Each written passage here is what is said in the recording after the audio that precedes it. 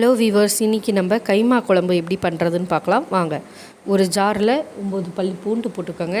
இது கூட காரத்துக்கு ஏற்ற மாதிரி 3.5 ஸ்பூன் காரப்பொடி சேர்த்துருக்கேன். இது கூட 1.5 ஸ்பூன் தனியாத்தூள் ஆட் பண்ணிக்கலாம். இதை நல்லா ட்ரையாக இந்த மாதிரி பொடி பண்ணி எடுத்துக்கோங்க. அப்புறம் நான் சோயா க்யூப் 25லேருந்து 30 க்யூப் சேர்த்துருக்கேன். வெந்நீரில் அரை மணி நேரம் ஊற வச்சுட்டு இப்போ ஒன்று ஒன்றா எடுத்து நல்லா தண்ணியை புழிஞ்சிட்டு ஜாரில் சேர்த்துக்கலாம். சேர்த்ததுக்கப்புறம் நல்லா ட்ரையாக பொடி பண்ணி எடுத்துக்கோங்க. தண்ணி விட்டுறக்கூடாது. இந்த மாதிரி பொடி பண்ணி எடுத்ததுக்கப்புறம் இதை அப்படியே ஒரு பாத்திரத்துக்கு மாற்றிடுங்க. இப்போ ஒரு அடுப்பில் கடாயை வச்சுட்டு 3 கரண்டி எண்ணெயை விட்டுருங்க.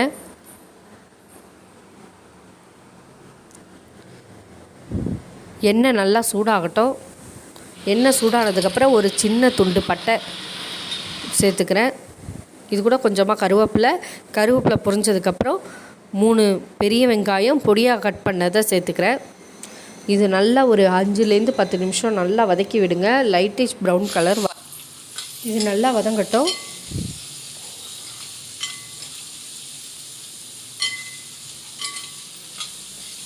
கைமா குழம்பு சாப்பிட அப்படியே போட்டால் சாப்பிட மாட்டாங்க சில பேர். அதனால் இந்த மாதிரி அரைச்சி விட்டு பண்ணிங்கன்னா கண்டிப்பாக சாப்பிடுவாங்க.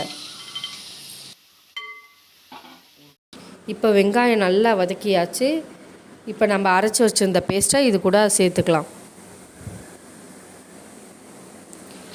சேர்த்துட்டு இப்போ நான் தண்ணி விடலான்னா ட்ரையாக மீடியம் ஃப்ளேமில் வச்சுட்டு நல்லா கை விடாமல் வதக்கிட்டே இருங்க. ஒரு 5 நிமிஷம் போல் நல்லா வதக்கணும்.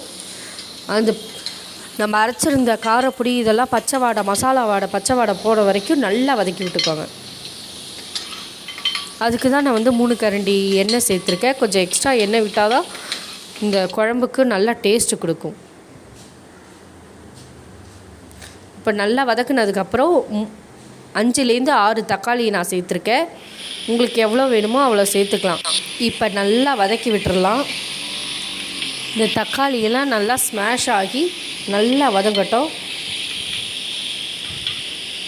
மீடியம் ஃப்ளேம்லேயே வச்சுக்காங்க, ஹை ஃப்ளேமில் வச்சிடாதீங்க. நம்ம தண்ணி கூட சேர்க்கலாம், அதனால் டக்குன்னு அடி பிடிச்சிரும். மீடியம் ஃப்ளேமில் வச்சுக்கிட்டு கைவிடாமல் வதக்கிக்கோங்க அப்பப்போ.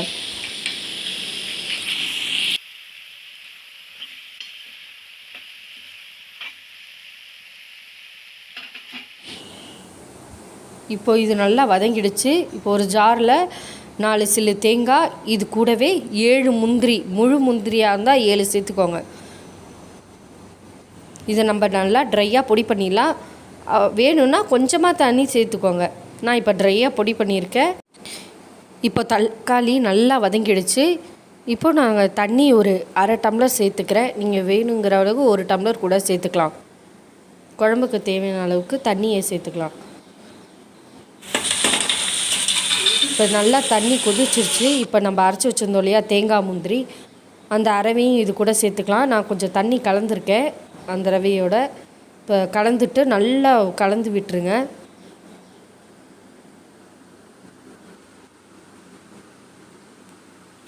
இது ஒரு 2 நிமிஷம் போல் நல்லா கொதித்து வரட்டும்.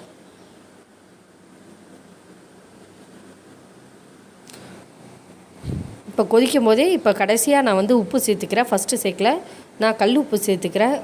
சேர்த்ததுக்கப்புறம் ஒரு 2 கொதி வந்தால் போதும், ரெடி ஆகிடும்.